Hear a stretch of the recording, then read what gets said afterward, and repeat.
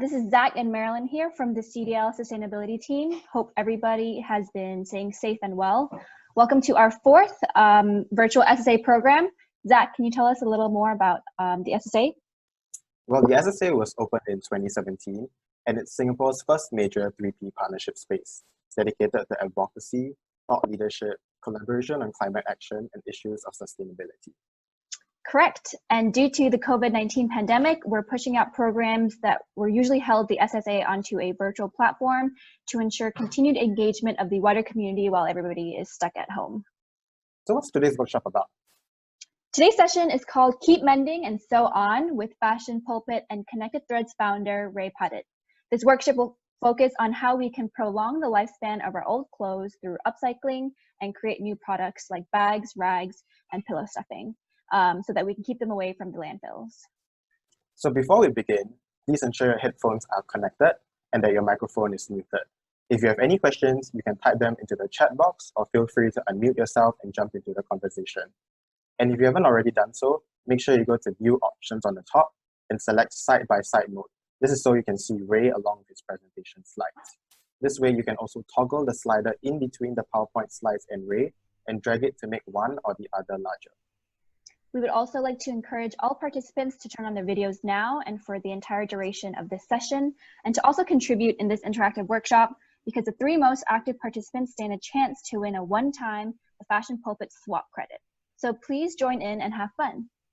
Also, note that this session will last around an hour and will be recorded and accessible on our CDL Sustainability Facebook page. Without further ado, let's all welcome Raye. Hi, everyone. Thanks for having me and hope everyone is doing well. I see some familiar faces. Okay, so today, before we dive in, I would love to take some time to share my fashion journey and the reason why I am focusing so much of my energy and time and resources in promoting sustainable fashion. I guess it's important as well for us to know our why, the reasons why we're doing this. So it's easier for us to understand or to adopt this kind of lifestyle. So for me, I've always been interested in fashion since I was a kid. I've always been interested to see my mom dressing up and also wanting to be part of that industry as everyone, I guess, has different types of relationship or how they perceive fashion. But for me, it was always been about, the creative aspect of it at the same time, understanding also the people who are behind making the clothes. So that was my fascination and interest was coming from. And after, finishing my degree, I did not do fashion because I think it was something that was not really a career for me or from at least for my family, how they see it. And after that, after finishing my degree, it was the time that I really pursued what I would want, which was in fashion. So I did some courses to learn the basic and really expose myself to what's happening in the fashion industry. And it really just added or it confirmed how I see and how I perceive fashion.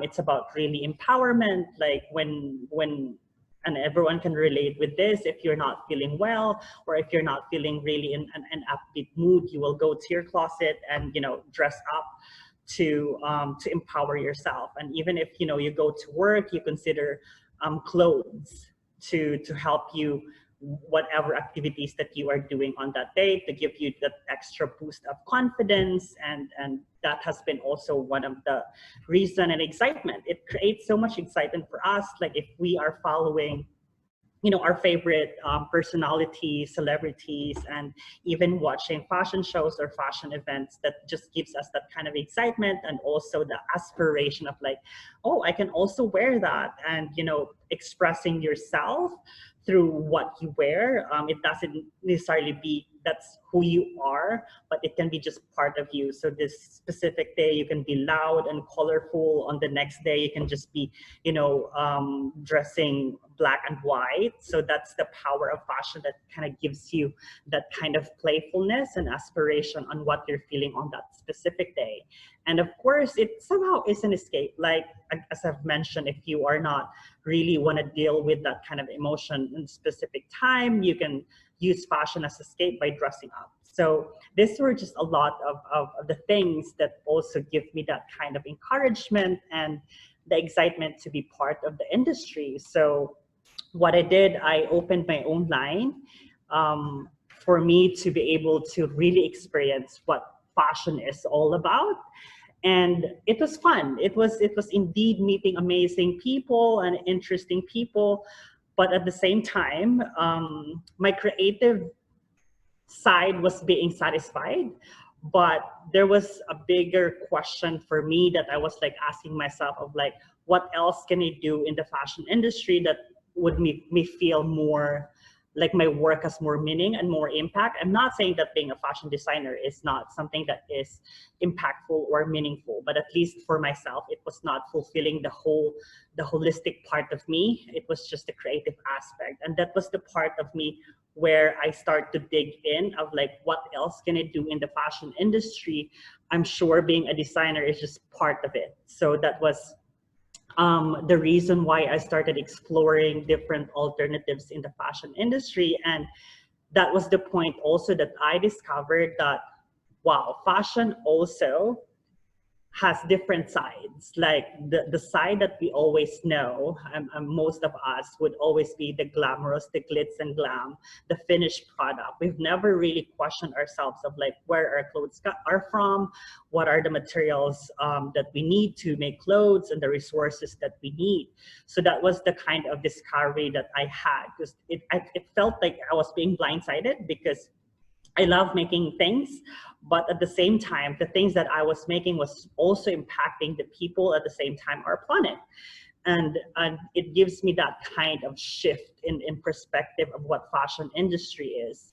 And it was not a one-time event for me. It was really a gradual process to understand what else can I do in the industry aside from being a designer.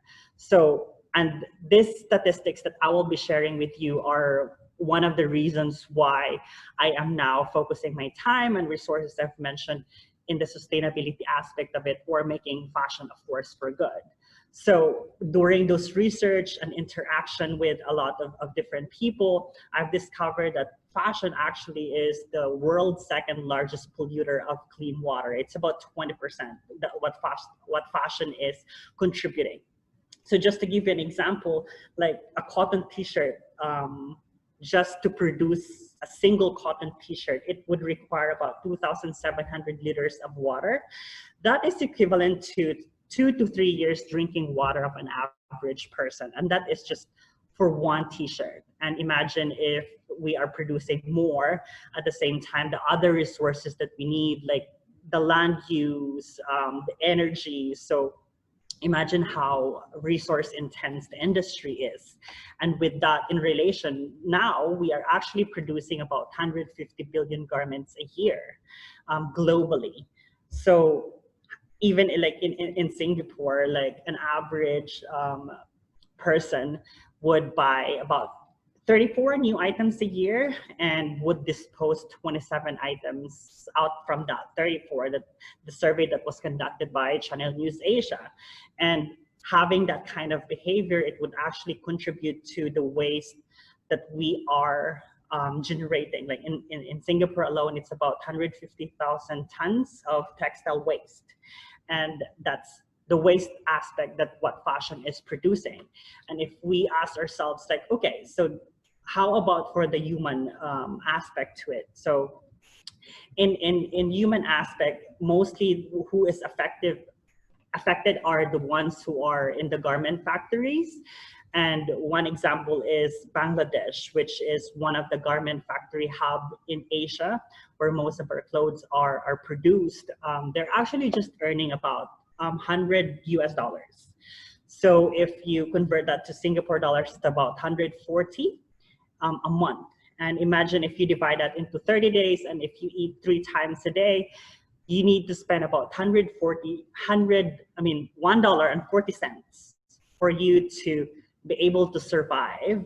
And based on the study from Dhaka University, the $100 that they are earning is actually just 30% of what they need to live a decent life. And if you question of like, wow, if the fashion industry is one of the biggest, it's actually a 3.2 trillion industry, which is one of the lucrative industry, how come we cannot pay the garment workers or the people who made our clothes? And we may argue that like, hey, but Bangladesh has different lifestyle, maybe that money is just enough. But come to think of it also, if you considered yourself of like, you know, buying a $5, a $10 t-shirt, yes, we are enjoying the, you know, the affordable price of it, but the real question is who is paying the high price of fashion? Is it the people who made the clothes? Is it the environment, or both? So that this kind of statistics, and the people that I have met, and the people that I have had conversations who had experiences, like first-hand experiences, to see the negative impacts of fashion industry just really helped me to change that perspective and my relationship towards fashion. And my understanding of fashion was all just about, you know, the glam and how you see beauty. Because I think everyone, when you ask someone, if you ask someone, when you say like, what do you think of fashion? Everyone would give an example about, you know, the red carpet, Oscars, or the fashion shows. No one really would say like, oh, there's like, you know, child labor in the fashion industry. No one really sees the bad side of it. So with all of that experiences, it really changed how I see the industry, and I ask myself of like, yes, I want to be part of the industry, and yes, we are all part of the industry, even if you're not working, because we're all wearing clothes now. No one is naked. So we're still part of it. And for me, the question was like, if I would want to continue working in the fashion industry, I would want to be part of that solution rather than adding more to the problem. And this is where Connected Threads Asia came about. Because again, for me, the empowerment came along when I had all the information that I need to just learn what the industry is about. And that was the hope of the organization. We were organizing different type of events, and we have partnered with SSA before as well, conducting different talks and workshops. So with that hope that everyone would have that kind of information and knowledge to hopefully change their perspective and change their, you know, consumption behavior. It may not be today, it can be, you know, also a gradual. So that was the hope of Connected Threads Asia. At the same time, it was a great realization for me as well, because I thought like everyone doesn't really care about what's happening in the fashion industry, but doing the organization, it helped me realize that it's not that people really don't care, it's because there's no information that is available to tell them what is happening or the implications of that decision. So having all of that information being ready or being accessible to everyone, it did somehow change many people that we were starting to create a community. And the next step, I guess, was the question of like, okay, we know what we know now. So what would be the tangible action that we can do for us to be part of that solution? So, and this is where the swapping came about. It was really a desire to help us understand an easy platform that everyone can be part of. Like every countries and every cities would have different ways on how they tackle their problems. Like if you are in Bangladesh, your main problem most probably would be human rights of the people who works in the garment industry. And a friend of mine who is in Hong Kong, their problem more is waste. So they did create an upcycling program. And here in Singapore, it's about the same. So the problem is about the overconsumption and, you know, the waste as well. So what can we do with the clothes that we have already bought that are still in good condition, that we may not necessarily want to wear them again, what can we do? So that was the biggest question.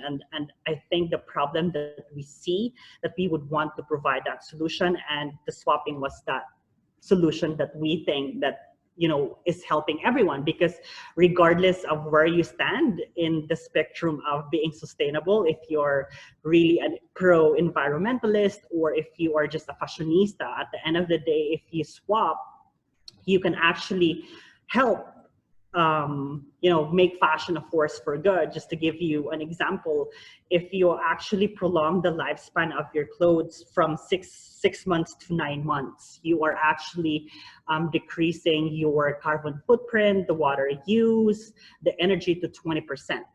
So if you keep swapping the clothes that you no longer would want, it just helps you extend that kind of lifespan. And in the screen, if you see, we have a few examples of the things environmentally and socially, the benefits of you when you swap.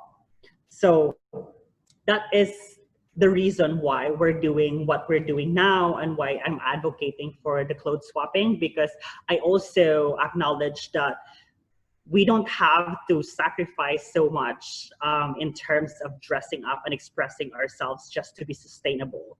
There's still a lot of ways for us to be sustainable, but at the same time, still be fashionable, express ourselves with the best clothing that we can afford or that we can use. So this is something that what we would want to see more in the community, in the swapping community, where people are still dressing up and still, expressing themselves through fashion, but in a responsible way. So that was our aim.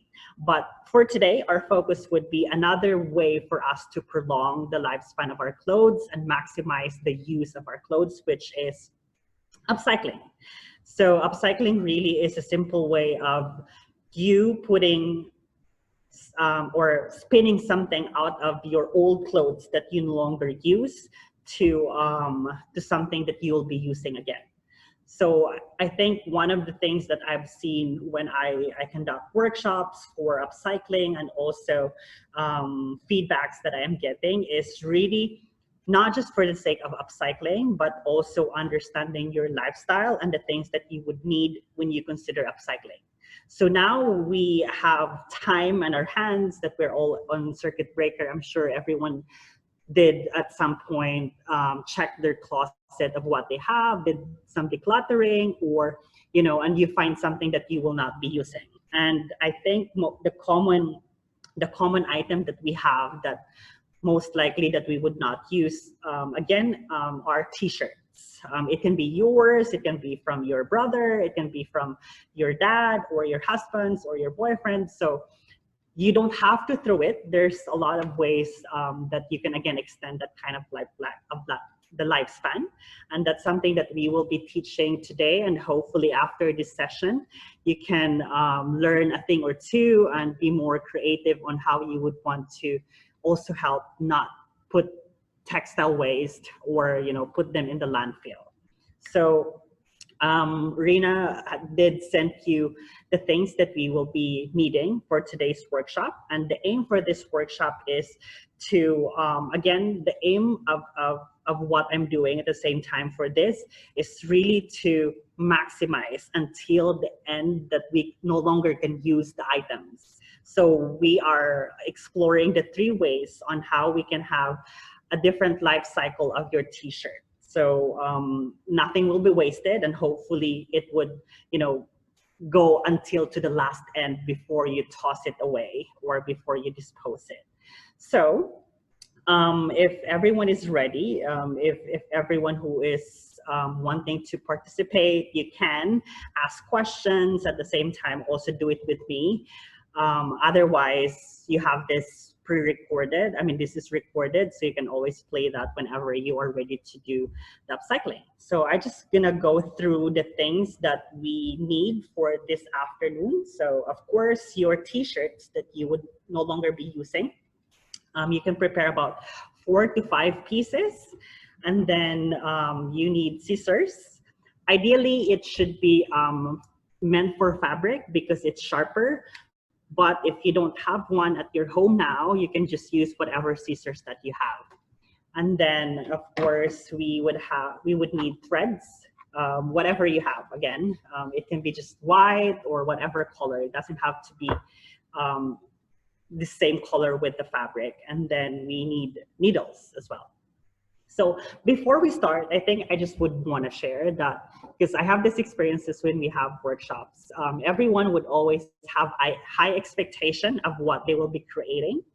And then at the end of the workshop, because it may be your first time to did some upcycling, or it's your first time to do sewing and stuff like that, and it did not met your expectation of how it would look like at the same time the finished product that you made.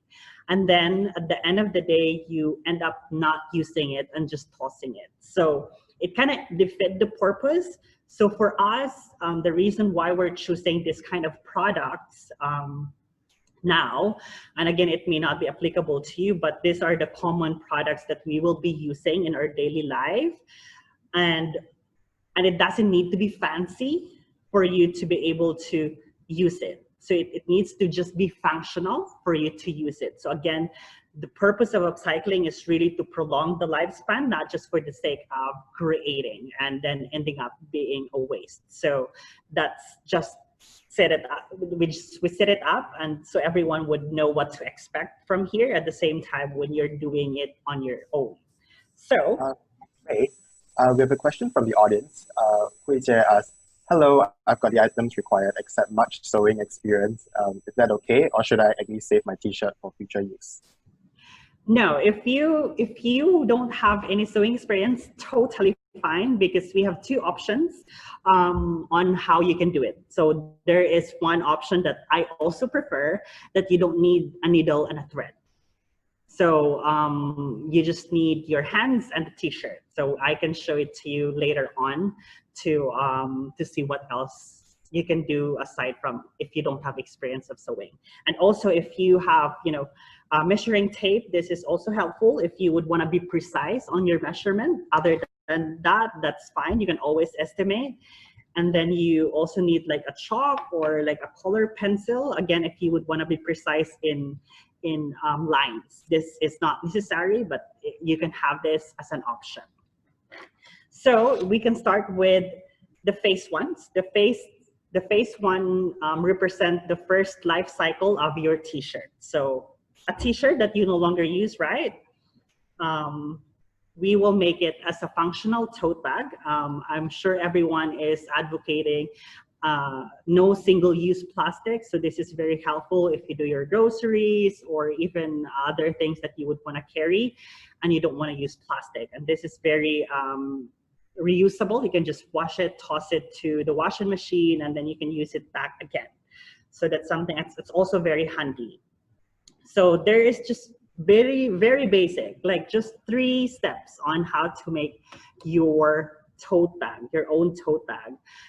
There's also a lot of YouTube tutorials on the different ways on how to do this. So you can also explore that. But now I have developed the 3 steps for it to be more like, easy and friendlier for everyone. So the first one is cut the sleeves if you are using a t-shirt that has sleeves. So these are actually the sleeves that you will be cutting. So mine is like the long sleeves. So trick is, if you want to be quick and fast, you can actually fold it into half so you can cut it together. So I'll be using now the other camera to show you how it's done.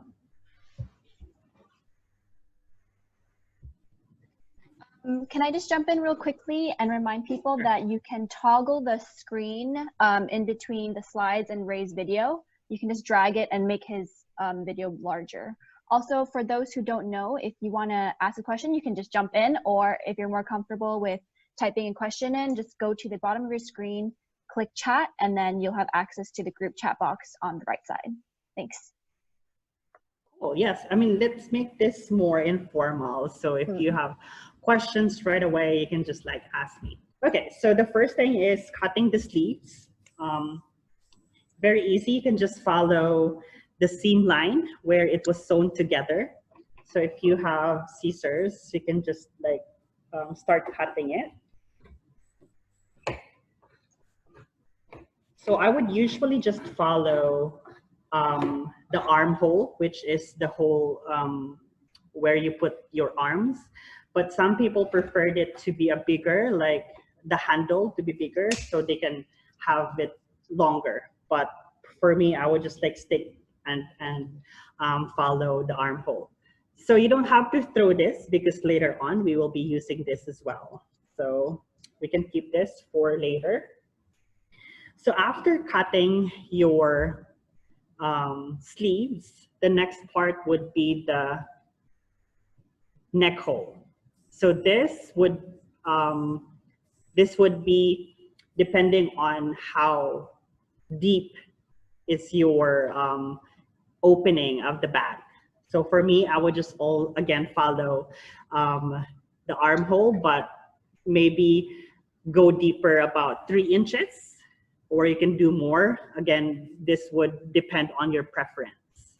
So again, if you would want it to be perfect, you can use a chalk or a pencil to just, you know, draw the line of where you're gonna cut it.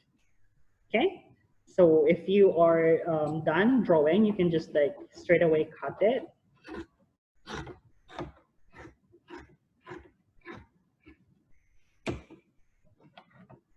And again, this should not be thrown away. There's a use for this later on. So now you have your handle here, and this is the opening of your bag. And this should be where you can, like, you know, put your stuff here. So after that, after cutting, so now the decision would be how big or how deep do you want your bag. So depending on the size of the item or the size of the t-shirt that you are using. So mine is, this is actually size large. So I would want it to be like deep enough so I can put more stuff. So by the way, this kind of material or this kind of bag can keep about 5 to 8 kilos if you are using this for your groceries or for anything that you're carrying. So just bear that in mind. So if you have decided how deep you would want it, you can just draw a line or just a mark, and then that's where you stop cutting your thread, like your fringe. So if you don't want it to be longer, you can immediately cut it. So the fringe, depending on your style. So if you would want the fringe to be a style, just draping, you don't have to cut it. But if you don't want the fringe, you can have a 5 inches fringe because we need to tie it. So at least you have enough space for you to do it. And then the second decision that you need to make is, do you want the fringe out or the fringe in? So if you want the fringe out, so just to give you an example, so this is the finished product. So if you want the fringe out, you don't have to, you can cut it as this one. But if you want the fringe to be inside, before you cut the fringe, you need to put this inside out, like your clothes inside out. So when you tie it and then you're done tying, you can just put it in front again, and then the fringe will not be showing. So for me, I prefer my fringe to be showing, so I'll put it back to the front of the shirt. Okay, so is everyone following? Cool.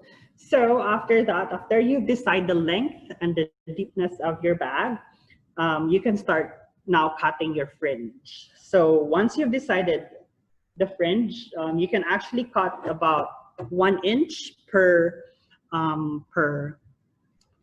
fringe. So now this is where your tape measure will be useful if you would want, again, to be precise.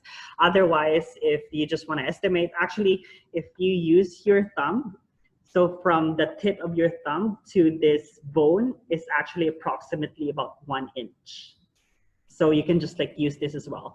Of course, it depends on like your, your thumb, but generally this is how I use my thumb. So this is about 1 inch.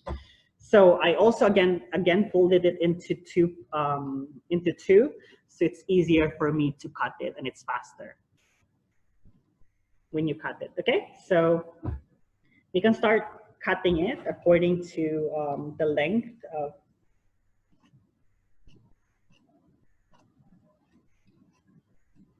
Did any one of you have made this project before?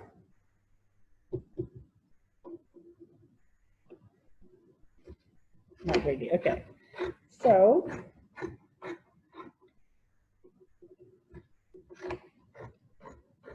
again, it doesn't have to be like, when you're cutting it, it doesn't have to be precise on the same length or the same line where your cutting ends, because it doesn't have to, it would still function as it is, even if it's not the same line, and then you also need to tie it as well.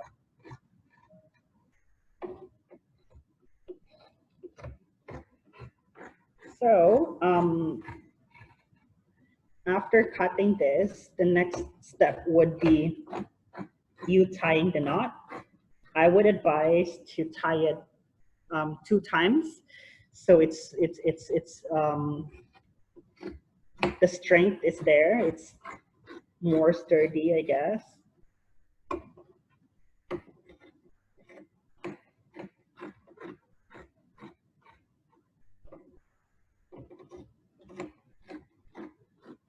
Are there any questions so far? We have Karen Chai. She's saying she hasn't made anything like this before because she has some anxiety with cutting. Do you have any advice on how to fix that? Like anxiety in terms of like, using the scissors, or you're afraid to cut yourself? No. It's just anxiety with like if I cut the thing wrong. So it's about like being like perfectionist. Oh yes. So. Hi Karen, by the way. So hi, Ray. This is one thing that I would also say, especially when it comes to creating something. We should not, like, especially with upcycling, if this is your first time or not, you should not think of it needs to be perfect, and do not compare yourself with like, fashion designers who can make like perfectly, or like you can sew straight. Again, this is something that you will be using. It doesn't have to be, precise, as long as it is functional. So that is okay. And that's the reason why we're using, I would say, functional items, not clothing. So you're not embarrassed to, use it because it's not perfect. Because if you make clothes, it's very obvious where are like the imperfections. So that's one of the things that I would advise for anyone who is starting to upcycle, is to start from anything aside from clothes. So that could be a good, like you can consider that. Yeah, cool, thanks, Ray. That's good advice. So I'm done cutting. So the next step again is just tying a knot.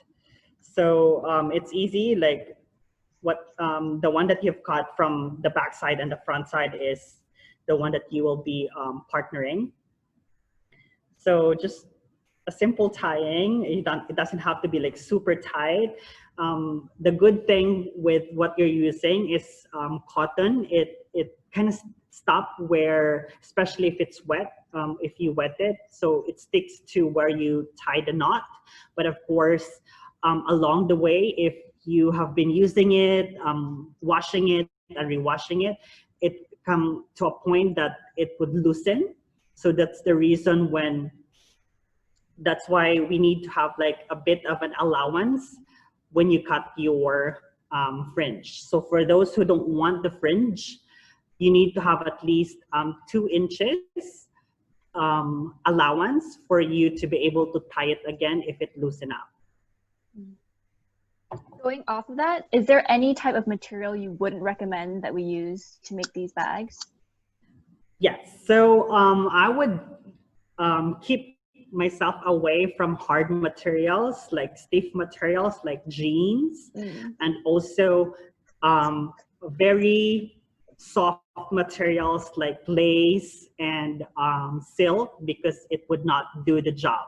Right. So you would want something that is cotton or a jersey or the expandable type. So these are the more sturdy type of fabric for this specific project. Karen asks, what about dry fit shirts? So it depends on what is, because the tendency for this kind of shirts, they're a bit stiff. So they're not really, in terms of like, when you're tying them, it would not help you to establish that foundation. At the same time, with this kind of how they've woven the fabric, the tendency is it frays a lot. So the threads would come out, but with this, it has a different ways of weaving it, so it doesn't like fray. So if you've noticed at the edges, even if you cut it, there's no support, there's no sewing here, you don't see like, threads are coming out. So for materials like your shirt, it would easily just fray, and it's very stiff also. So Hope once that you're done answers the question, tying, Anuja. Anuja also asked, what about office shirts? But you've answered that question. yeah, hi Anuja. So if you're done tying, this should be the finished product. This should how the finished product looks like. So this is my, I've made this before. It's a shirt with all of this, of the fringe. And then after this, an optional way for you, again, this is where your creativity can come out, and you can involve your kids to decorate the stuff, like the bag. And one thing also, before you do a decoration, again, it's not just about expressing your creativity, but also thinking of the functionality, if it can be used after decorating it. So I would not put a lot of, glitters or buttons, because it would just like hinder you from using it. So perhaps with this, you can, use a fabric paint to, draw some house, or, it depends on whatever your kids or you would want to draw. Like maybe you can put like a slogan or like one phrase, one word that you would want. So like, this is not a plastic kind of thing. So this is how it looks like if you keep the fringe. And now if you don't want the fringe, this is how the bags would look like. So I guess some people would want it to be more clean looking. So this is without the fringe. So the fringe is actually inside. So you see, even after you use this, it's very handy. You don't have to buy the reusable bag, because again, you have a lot of t-shirts in your wardrobe for sure that you no longer use. So you can just fold it and then, put it in your bag. And again, if it gets dirty, you can use it. You can just wash it. So there's no single-use plastic that you need when you do groceries or if you want to carry stuff. So that is the first step, the first phase, life cycle of our t-shirt. So did everyone get it, or are there any questions before we proceed to the second phase of our t-shirt slide? Doesn't seem like there's any questions, but an audience member has a comment. She says, if you have anxiety with cutting, you can always try tie-dyeing your shirt instead with natural ingredients instead. Tie is back in trend and now anyways. That is so true. That is so true. If you don't want scissors to be involved, you can always do tie-dye. So that's a good thing. Perhaps you can have that as the next one. Or again, there's also another tutorials, like available on YouTube. So we go to the next one. So if you have enough bags already, so it's still part of the first life cycle. If you have enough bags at home, you don't want to make this anymore, but you also find yourself, like, for example, if you buy potatoes or sweet potatoes in the grocery and you don't want to use the plastic, that is provided in the shop, then you can make these pouches. So you can decide on the size of your pouch. Again, it can be a t-shirt, like only this part, like this t-shirt, you can use this part. And then it depends also on what you're thinking of what you'll be putting. It can be like, vegetables or fruits. So you can make different sizes if you want. So again, 3 steps for this, very easy. In 10 minutes, you can make it. So this is my pre-cut one. So after this, I would advise you to actually use towards the end of your shirt, like the seam one, this one. The reason being because it saves time for you to sew the string. Because if you use the other side, you need to fold it and sew it. So I would advise you to use the end of the shirt, so you can just straight away insert the string. So string can be anything. So I'm actually using a shoelace that I no longer use, so I don't have to throw it. So you can be creative and innovative in terms of the resources that you have. You don't have to buy anything, because I'm sure you have something in your house. It can be an old ribbon, it can be a necktie that you can cut out, or it can be also a string from your shorts that you no longer use. Like my finished product that I'll be showing you later on, I've used the string that that was in my hoodie that I no longer use. So I would just show you another way. Again, if you don't want to, or you're not using the end part, you need to sew it. So we can, of course, sew it as well. So before doing everything else, I think I would advise you to do the string first before you sew the side seams. So I'm putting in my my string in here, and it's kind of challenging if you don't. So what you would need to do is to fold the edge of the fabric into 2, depending on how big your string is. So remember to give a space for your string to move. So like my string is about 1 cm. So the fold of my fabric would be about 2.5 cm. So at least there's enough space for your string to move when you're closing your pouch bag. So I would start sewing it if you are not using the other end. There's ways for you to make it easier for you to sew it. You can use pins if you have pins at home. So you can pin the fold. So when you start sewing it, it's not running. Like you have a specific fold that you don't have to fold it again. And if you don't have the pins, you can be again creative. If you have hairpins at home, you can use this to actually help you with the fold. And then if you don't have hairpins, maybe you have paper clips.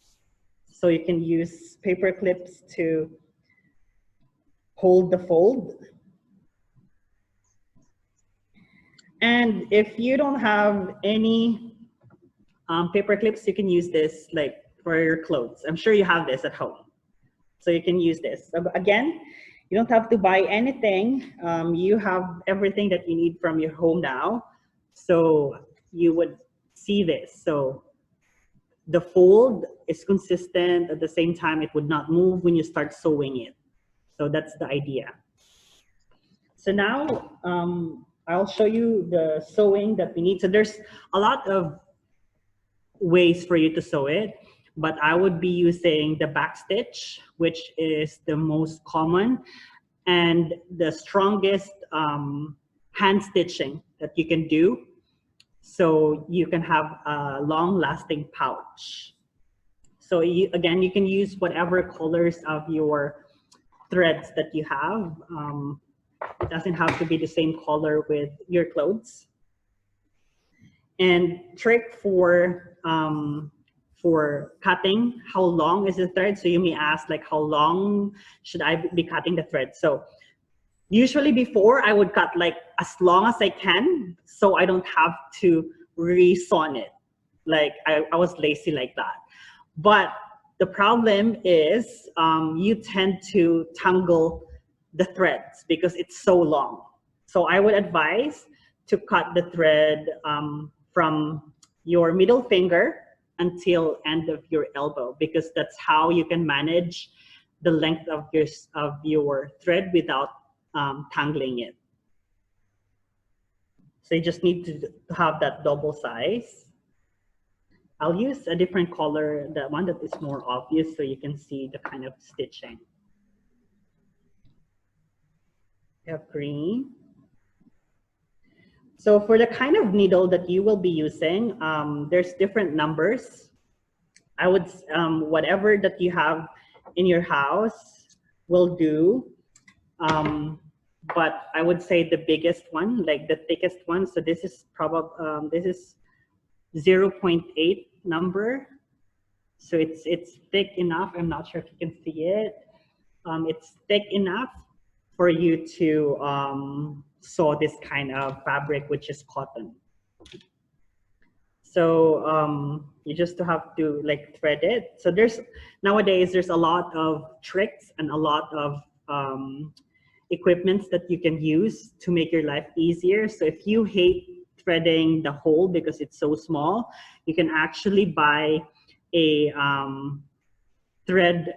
needle threader. So you can Google that. It's actually like a small piece with like a wire that you insert it in the hole of your needle, and then you put in the thread, and then you pull out. Once you pull out, the thread goes with that threader, and then there you go. You have it already in your needle.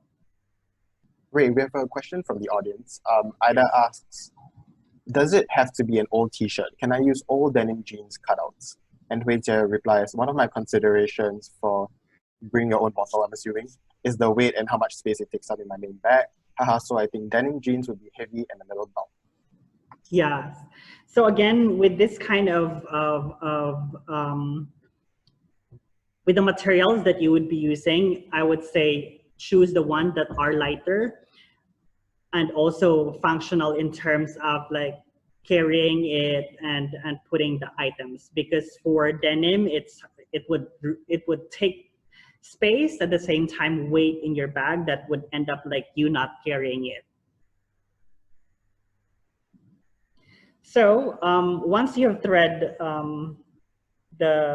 once you're done threading, so of course you need to lock the edge or the end of the thread. So how you do it is, I'll be using the other camera. So you just actually put it in the tip of the needle and then wrap it about 3 times. So just like 1, 2, 3. And then after that, you just pull it all the way for you to create a knot, because you would need this as a stopper. Because if you don't have like a small knot at the end of the thread, when you sew it, it would not stop. You will be ending up not sewing anything. So you need to have this. So once you're done, we can start sewing. I'll be using this camera. Can everybody see it? Yep. Okay. Yep, looks fine. Okay, so again, the kind of stitching that we will be doing today is backstitch, like the strongest and also one of the easy ones that we can adapt. So one thing that we would need to consider is the spacing of our stitching. I would say let's do half centimeter. We don't want it to be super wide spaces because it would not create a good foundation. It's more loose, and the tendency is if you put stuff, it may just hit it and it will break, and then there you go, the thread or the sewing is gone. And you don't want it to be like super close as well, because it's hard to control, especially if you're just using your hands. Unless you're using machine, then a small space of the threading would work. But for us, we just want to find the balance between the creating a good foundation at the same time, an easy way for us to do it. Cool. So the first thing is you can, I would say, start on like a 1 cm apart. I mean, like from the edge of your fabric. So you start from below.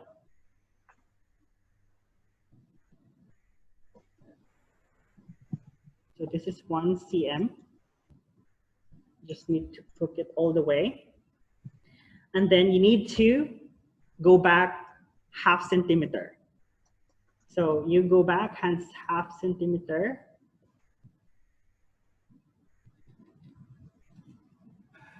So that's how it would look like. And then the next step is so your needle is already below. So you need to go from the below to the same one, like 1 cm apart, I mean 1/2 cm apart from your thread, from the last thread that you had. So it would look like this. And then you need to sew back again, the closest that you can get from where the last thread is. So you don't want to use the same hole, because again, the foundation would not be good, but you just want to maybe like, use 1 or 2 thread line. So I would do this. So it would look like this. So I would just repeat the process until I'm done. So of course, we're not gonna do that now because we will end up tomorrow. So this is how it should look like in this part, and then here, this is how it should look like.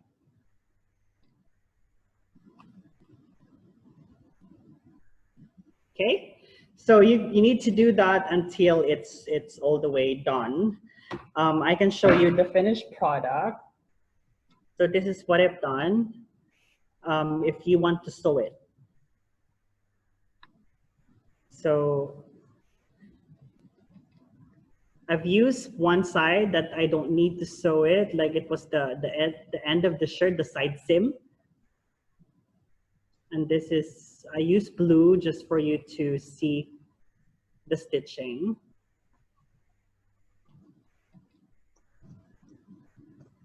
And then here and here. Iris says, wow, looks good. Thank you.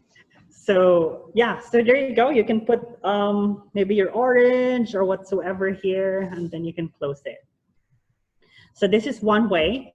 Now, for those who don't want to use thread and needle, you can adapt what we have done from the first one, which is creating a fringe and then tying it. So this is the finished product, the same concept. So you cut according to the size of the pouch that you would want. And then I've used again the end part of the t-shirt, so I don't have to sew it. So what I did, I just put in the string. So for this, a while back, creating the tote bag, the thickness of your fringe is 1 cm, right? But for smaller ones, you can make it 1/2 inch. So it doesn't, because the tendency if you do like 1 inch, when you tie it, the bag would shrink. So if you cut it in a smaller way, when you tie it, it would remain to the kind of size that you have cut it. So this is the finished product. Again, if you don't want to sew it. And again, if you don't want to show the fringes, you can just like put it inside out as well, and then you have a cleaner look. So again, this is something that you can use, very functional. Once it gets dirty, you just toss it to the washing machine or even hand wash it, and you can use it again. So that is the idea. So that is the two options of what you can do for the phase 1 of the life cycle of our t-shirt. So shall we proceed to the phase 2? Yes, sorry, Ray, just wanted to interject real quick. We're almost at the end of our session, so maybe you can quickly go through the pillow stuffing, and then after that, we'll announce the winners for the soccer credits. Cool. So the next one is the rag. So the rag one is, it depends on really if you would want to use this, but this is one idea. You don't have to just follow this. You can also be creative on whatever you think would be functional for you. So once you're done with this, like, I don't want to use it anymore, it's not pretty anymore, but it's still functional. Like, it's still, you can still use it for other things. So this is where the rag comes in. So if you don't want this anymore, so what I would advise you is to make it as a rag. So all you need to have is something round in your house. So this is a vase that I found. So I can use this as a base, or like making it, making the circle or the materials for my rag. So you would need 4 of this. So all you need to do is, you know, just use the edge, the end part, and then you can use again pencil or chalk to just draw it, and then you can cut it. And once you are done with that, I have here a pre-cut one. So you need 4. The reason that it needs 4, because you don't want it to be thick at the same time to be thin, because if you're using hand sewing, it's going to be challenging for you to sew it if it's very thick. So I would just use 4. And then what I would do is, I don't want to overlay it like in accordance to their shape, because it will take time for you to absorb like the water if you're using this to wipe. So I would just like overlay it, not following the whole circle, but just like making it like at some part is attaching to each other. So after that, you can use again your clips to put it before you sew it, so it's not moving. And this is actually the finished product. So you can put this in your car, in your kitchen, and just use it to wipe whatever that it needs to be done. And then, so that's a very, and then you can again use the backstitch technique for you to sew it together. So after this, you've used this for quite a while, and then it gets dirty, you don't want it anymore. So the next step, the next lifespan would be the throw pillow. So we will make this as a stuffing. So what's inside of your throw pillow, because again, it's not presentable anymore, and it's not big enough to make something else. So what we will be doing is make this as, you know, cut this into small pieces to make it as a stuff for your throw pillow. So I will use this. Again, this is where all the scraps that you did just a while ago come into place. So you can use this and sleeves, so you don't have to throw it. What I would do is cut it into strips, just like this. I'm showing it in the other camera.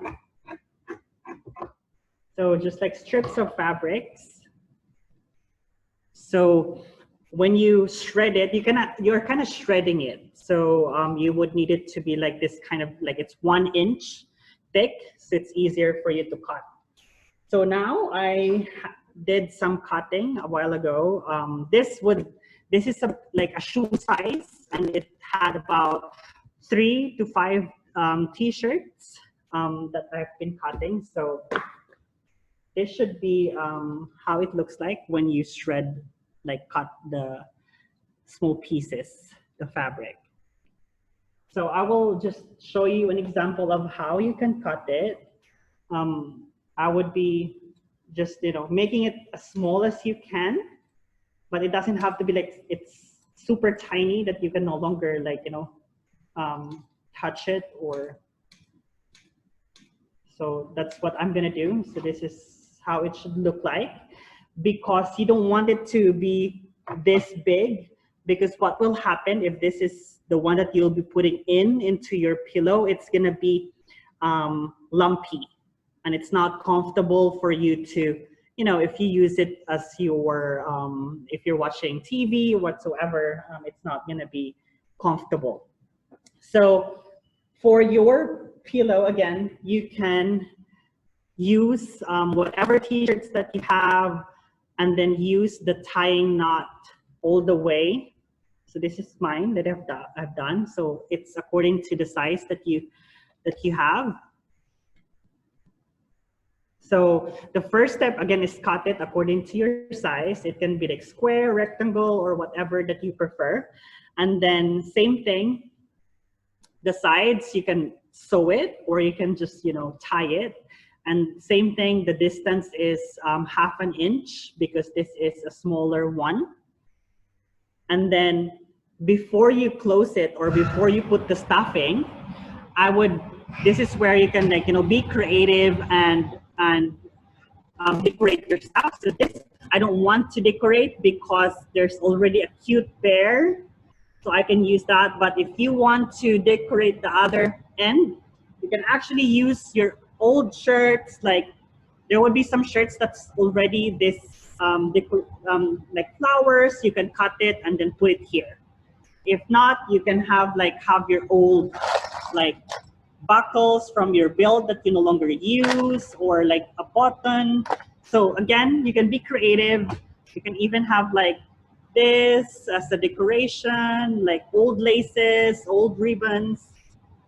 So after cutting small pieces of the fabric, so now it's time for me to stuff it. So I would just like dump all the things that I have pre-cut already.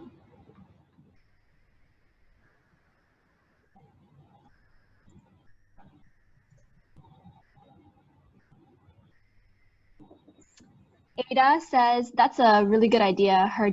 My dad often has bum and back aches, and making him this for his car would be a way cheaper method than constantly buying him new cushions every few months. Yeah. Great. So this is how it looks like now. So all you need to do is just to close it once you've stuffed it. So you just, again, tie all the way until the end. And then once you have that, you have a free pillow. You don't have to buy it in IKEA. And you can, use that in your living room or in your bedroom, and it's gonna be comfortable. Again, the nature of upcycling, something that you think will be functional and usable in your lifestyle. So it gives, the maximum benefits of upcycling. So this is the last product. So we have gone through all the 3 life cycle of your t-shirt, from a tote bag to a rag to a throw pillow stuffing. So that maximizes the lifespan of your t-shirt and not throwing it all the way to the landfill before, creating something out of it. So hopefully that has been very helpful. So again, it doesn't have to be this material. I mean, this product, you can also think of whatever you can use or that you often use at your home. I know we're all super excited to finally have something to do with old clothes that we can't better throw away anymore. We've been monitoring the 3 most active participants during the session. So congratulations to Huijie, Karen, and Ada. Rachel from our team will reach out to you and sort out how to send out the swapping credits. And if you guys don't mind, we'd also like to take a quick screen grab of everyone on the screen. So if you haven't already, can you please turn on your videos and smile? Get everyone to turn on their videos, that'd be great. Yeah, Rachel from our team will count down from 3 and take it. Hey guys, so give us your widest smiles. On the count of 3. 1, 2, 3. Smile.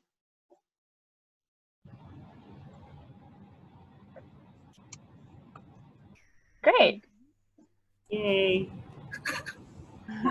Okay, so yeah, thanks everyone for joining our 4th virtual SSA workshop. And thank you so much, Raye, for providing your expertise on sustainable fashion and upcycling in Singapore. We hope everyone will start to take part in minimizing their contribution to landfills and start creating their own bags, racks, and pillow stuffing. As mentioned before, this session has been recorded and will be posted on the CDL Sustainability Facebook page for your viewing. We have a few more exciting virtual SSA sessions to offer.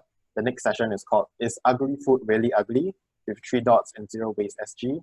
And the second session is Sustainable Habits, Old and New for Kids, with Second School. Both workshops will take place in June and we'll be releasing more information tomorrow on our social media platforms, so keep your eyes peeled. With that, we have come to the end of the session. Thanks again for joining and stay safe, everyone. Thanks, everybody. Thank you.